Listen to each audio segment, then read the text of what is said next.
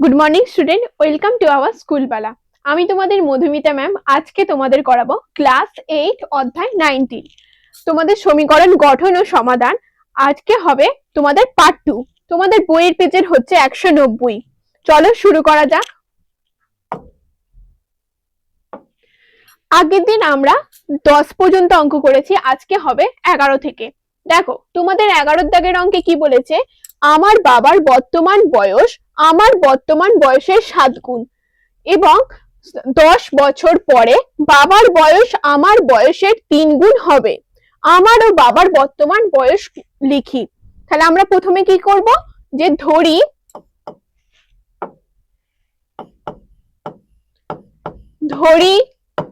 আমার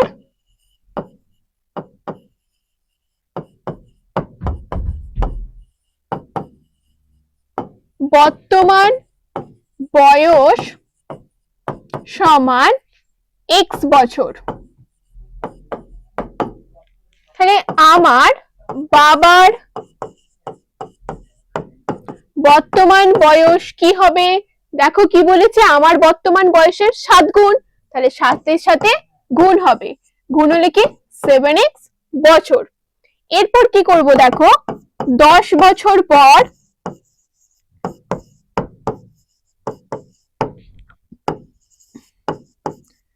আমার বয়স হবে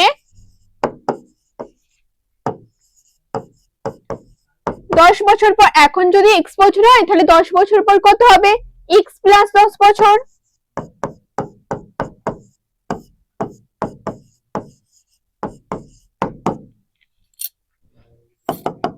দশ বছর পর আমার বাবার বয়স হবে, দেখো এখন বাবার বয়স কত, 7x, তাহলে 10 বছর পর হবে 7x প্লাস 10 বছর।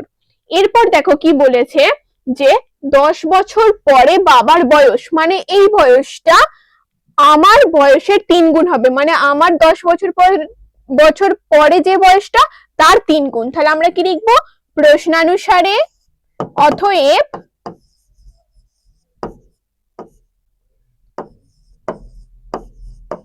প্রশ্নানুসারে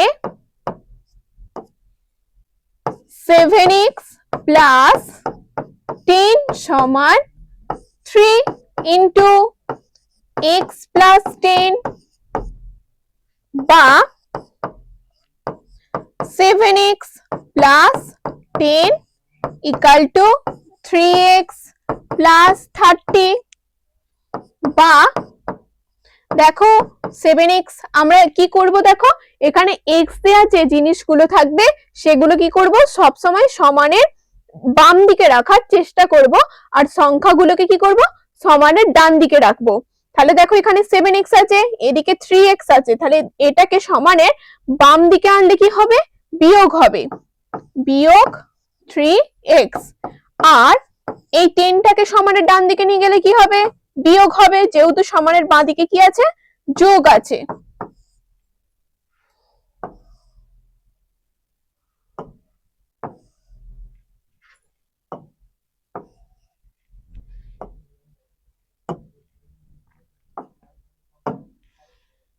বা দেখো এখানে 7x থেকে 3x বাদ দিলে আমরা কি পাবো, 4x। দেখো তোমাদের এখানে কি ছিল, 7x মাইনাস 3x, তাহলে আমাদের এখানে কি হবে, দেখো 4x বা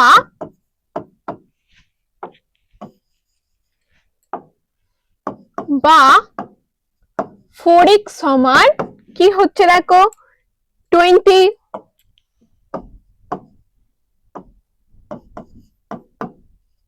x সমান 20/4 সমান x সমান 5। অতএব কি আমার বর্তমান বয়স কত, x বছর, x এর মান কত পেয়েছি, 5। তাহলে আমার বর্তমান বয়স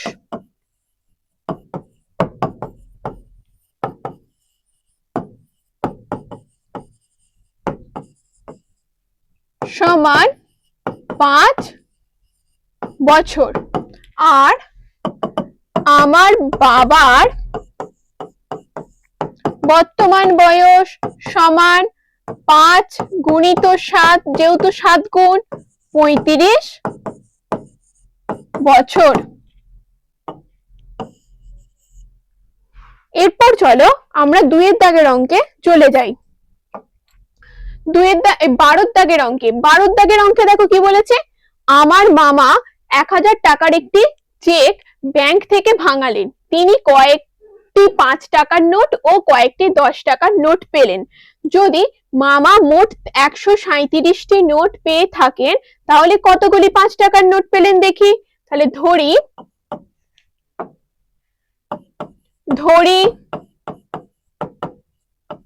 তিনি একটি 5 টাকার নোট পেলেন, অতএব তিনি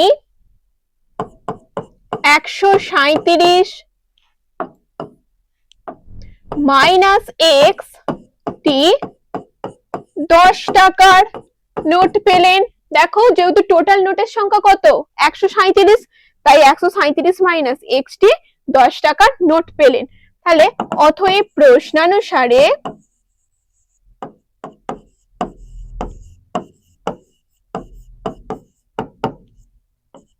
দেখো এক্সটা 5 টাকার নোট, তাহলে টোটাল টাকা কত 5 ইন্টু এক্স। আবার দেখো 137 মাইনাস এক্সটা কি 10 টাকার নোট, তাহলে টোটাল টাকা 10 গুণিত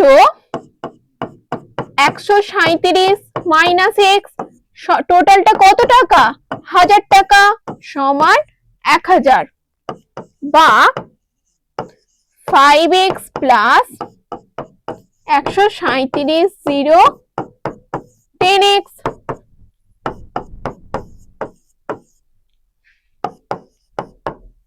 দেখো আমরা এক্স গুলো এক জায়গায় করব, তাহলে দেখো বিয়োগ করলে কি হবে মাইনাস 5x, এটাকে এবার ওদিকে বিয়োগ করে দেব।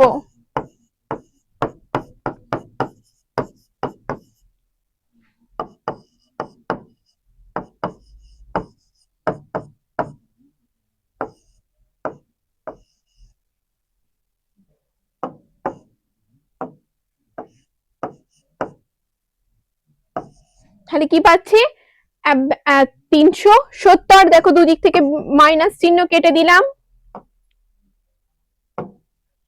বা 5x সমান কি হয়ে যাচ্ছে 370, অতএব x সমান কি 370 ভাজিত 5।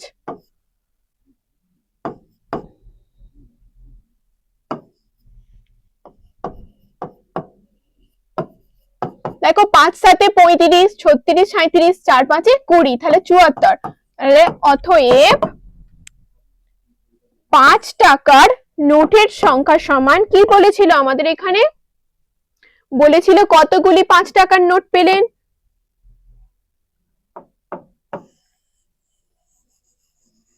অতএব 74টি 5 টাকার নোট পেলেন।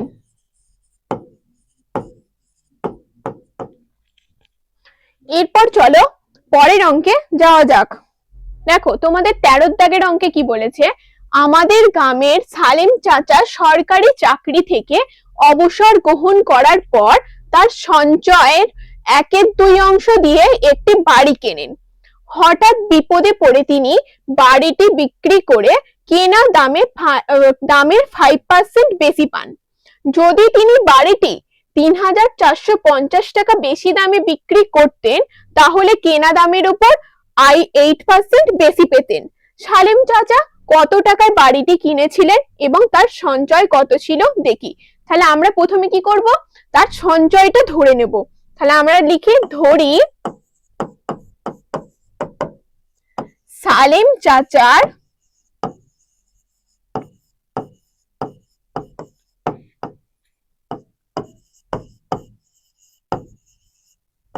সঞ্চয়ের পরিমাণ সমান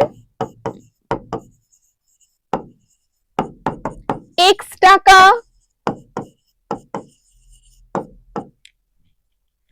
তাহলে সালিম চাচা বাড়িটি কেনেন সমান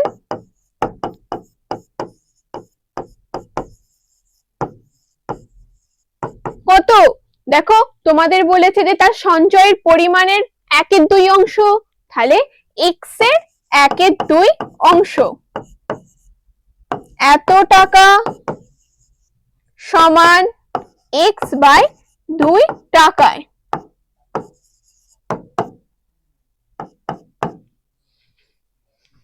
তাহলে আমরা সালিম চাচা বাড়িটি পেয়ে গেলাম, কত টাকায় কিনেছে। এরপর বাড়িটার কি বলেছে, তিনি বিক্রি করেন কেনা দামের 5% বেশি পান। তাহলে তিনি বিক্রি করে কত টাকা বেশি পাচ্ছেন, তার যেটা কিনেছেন তার 5%। তিনি কিনেছেন কত, x/2 টাকায় কিনেছেন, তাহলে এর 5% যেটা হবে সেই টাকায় কি, সেই টাকাটা কি তিনি বেশি পাচ্ছেন। তাহলে অতএব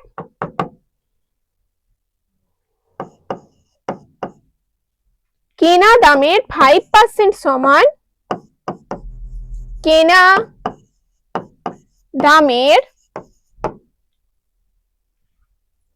5% সমান কত হচ্ছে বের করি, x/2 এর 5%। 5% মানে 5/100। দেখো কাটাকুটি করলে 5 করে 100 সমান x/40 টাকা। এরপর দেখো কি বলেছে, তিনি এত টাকা বেশি পান যখন তিনি বিক্রি করেন কেনা দামের। যদি তিনি বাড়িটি এত টাকা বেশি দামে বিক্রি করতেন তাহলে কেনা দামের ওপর 8% বেশি পেতেন। তাহলে যদি মানে আরো এত টাকা, মানে এই টাকাটা তো বেশি পেয়েছেন, এর সাথে আবার কি করছে, এই টাকাটা যদি যোগ করা, মানে এই টাকাটা আরো বেশি টাকায় বিক্রি করতেন তাহলে কত পার্সেন্ট হতো কেনা দামের, 8%। তাহলে আমরা কেনা দামের 8% এবার বের করব। অতএব কেনা দামের 8% সমান x/2 into 8/100 টাকা।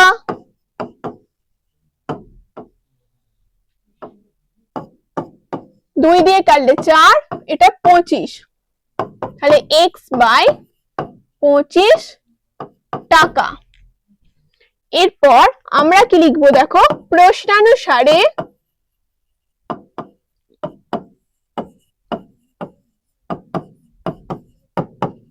তিনি প্রথমে কত টাকা বেশি পেয়েছিলেন, x/40 টাকা তিনি বেশি পেয়েছিলেন। এরপর কত টাকা আমরা যোগ করব, দেখো 3450 টাকা। তাহলে 3450 সমান কত হবে, দেখো ওর 8% এর সমান, তাহলে x/25 বা দেখো লসাগু করব 40, এটা 40 দিয়ে গুণ,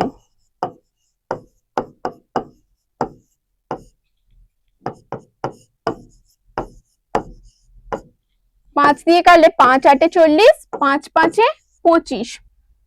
এরপর আমরা কি করব দেখো, কোনাকুনি গুণ করব, 5x প্লাস গুণিত 5, দেখো এর সাথে একবার 5 গুণ করেছি আর এটার সাথে একবার 5 গুণ করেছি, এবার 8 এর সাথে x এর গুণ করব, 8x। এরপর কি করব দেখো, x দেওয়া জিনিসগুলোকে সমানের বাঁ দিকে আনবো আর সংখ্যাগুলো সমানের ডান দিকে রাখবো। তাহলে x দেওয়া জিনিসগুলো সমানের বাঁ দিকে আনলে কি হবে, দেখো এখানে যোগ ছিল তাই এদিকে নিয়ে এলাম, বিয়োগ হয়ে গেল। এদিকে দেখো এখানে যোগ আছে, তাহলে এটা সমানের ডান দিকে গেলে কি হয়ে যাবে, বিয়োগ।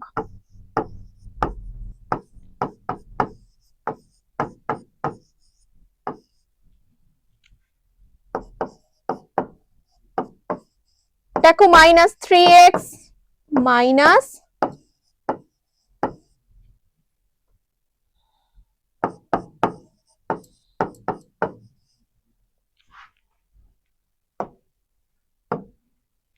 বা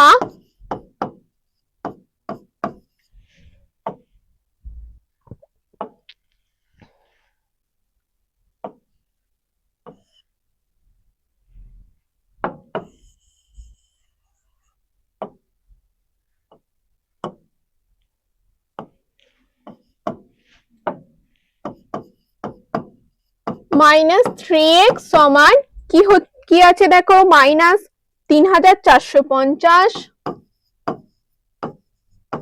গুণিত 40 গুণিত 5, বা দেখো দুদিক থেকে মাইনাস মাইনাস কেটে যাবে, এরপর 3টাকে আমরা কি করব, ভাগ করে দেব।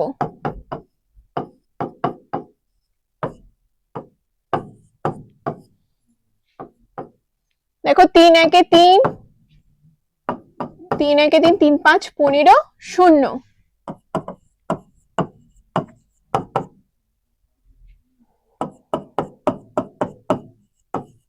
4 5 20, 200।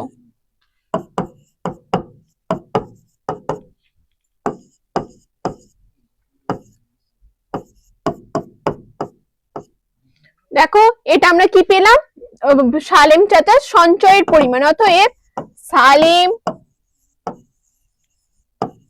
চাচার সঞ্চয়ের পরিমাণ সমান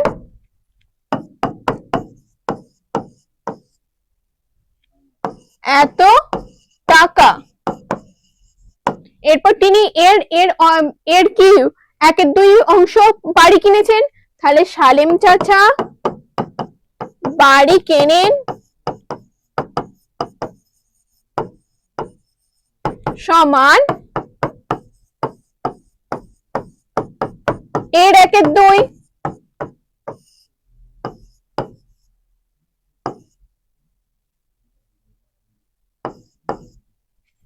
এত টাকায়, 65,000 টাকায়। দেখো তোমাদের কমপ্লিট এই অঙ্কটা। এরপর চলো পরের অঙ্কে যাওয়া যাক। দেখো 14 দাগের অঙ্কে কি বলেছে, গোপালপুর গ্রামের আশ্রয় শিবিরে আশ্রয় প্রার্থীদের জন্য 20 দিনের খাবার মজুদ ছিল। এবার 7 দিন পরে আরো 100 জন আশ্রয় প্রার্থী সেই শিবিরে আশ্রয় নিলে 11 দিনের মাথায় সব খাবার শেষ হয়ে যায়। তাহলে প্রথমে কতজন আশ্রয় প্রার্থী ছিল লিখি। কি তাহলে আমরা কি এই অঙ্কটা দেখো কি বলেছে, আমরা আগে ধরে নেব, যে ধরি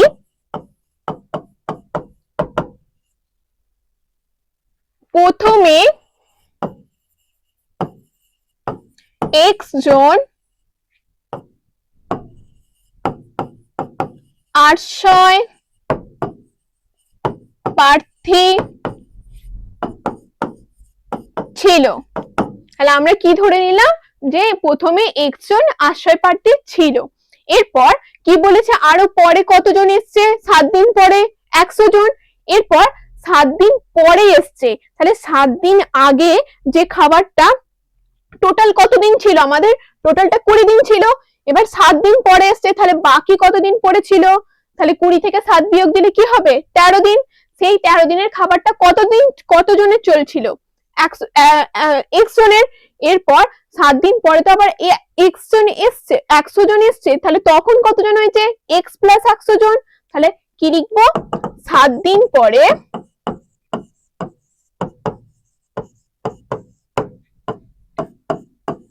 মোট আশ্রয় প্রার্থী সমান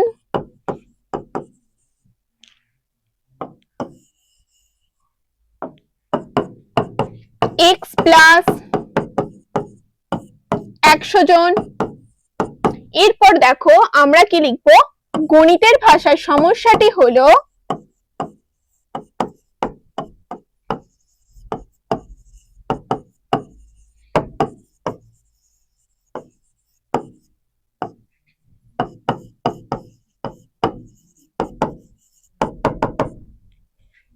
এদিকে আমরা কি লিখবো? প্রথমে আশ্রয় প্রার্থী,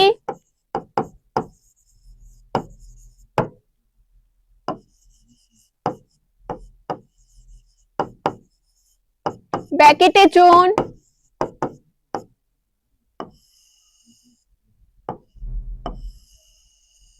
আর এদিকে লিখবো সময়, ব্র্যাকেটে দিন। দেখো আশ্রয় প্রার্থীর জায়গায় তাহলে প্রথমে কতজন ছিল? এক্স জন। এরপর এক্স জনে কতদিনে ছিল? 7 দিন পরে তো চলে গেছে, তাহলে কতদিনে খাবার খেয়েছিল ওরা? 20 মাইনাস কতদিন বাকি ছিল? 13। এরপর এখানে কতজন? X plus 100।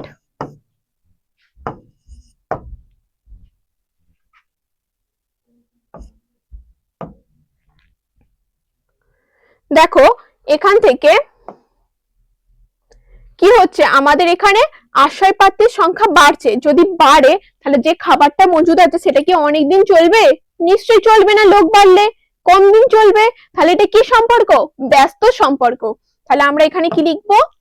যে আশ্রয় প্রার্থী বাড়লে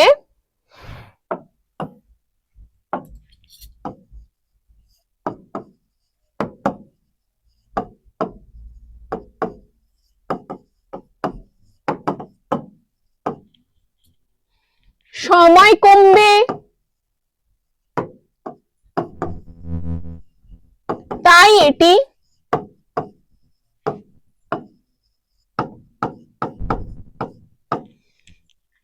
ব্যস্ত সম্পর্ক।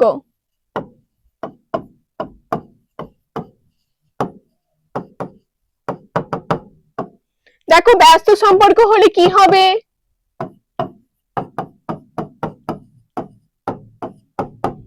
আমাদের জিজ্ঞাসা চিহ্নটা এখানে বসবে,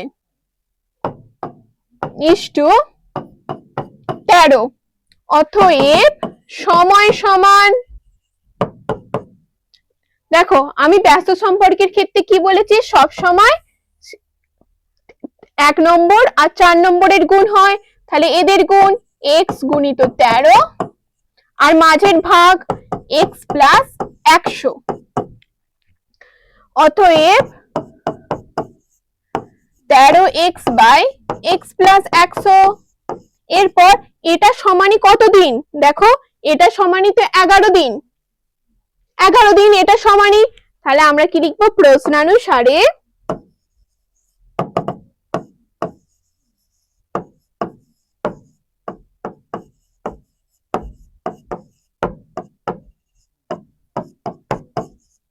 তেরো এক্স বাই এক্স প্লাস 100 সমান 11। বা দিয়ে দেখো কোনাকুনির গুণ হবে, এর নিচে কিছু নেই মানে 1 আছে, তাহলে 1 এর সাথে 13 গুণ, তাহলে 13x সমান 11x যোগ 11 গুণিত 100 সমান 1100। বা 13x মাইনাস 11x, 11x টাকে কি করলাম? সমানের বাম দিকে নিয়ে চলে এলাম, তাই কি হলো? বিয়োগ। সমানের ডান দিকে যেহেতু প্লাস ছিল কিছু নেই মানে, আর এদিকের বাম দিকে কি হয়ে যাবে? বিয়োগ।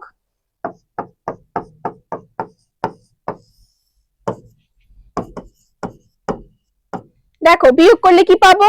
2x। তাহলে 2x সমান কি পাচ্ছি? 1100।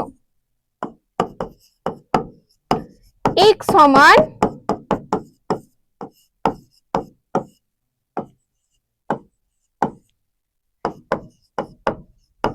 কি পাচ্ছি? 550। তাহলে আমাদের কতজন আশ্রয় প্রার্থী ছিল? প্রথমে 550 জন। তাহলে অতএব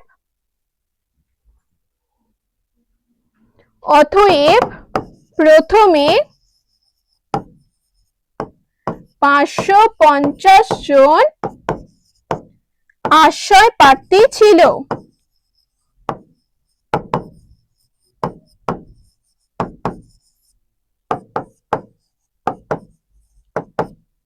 দেখো আমাদের কমপ্লিট 14 দাগের অঙ্ক।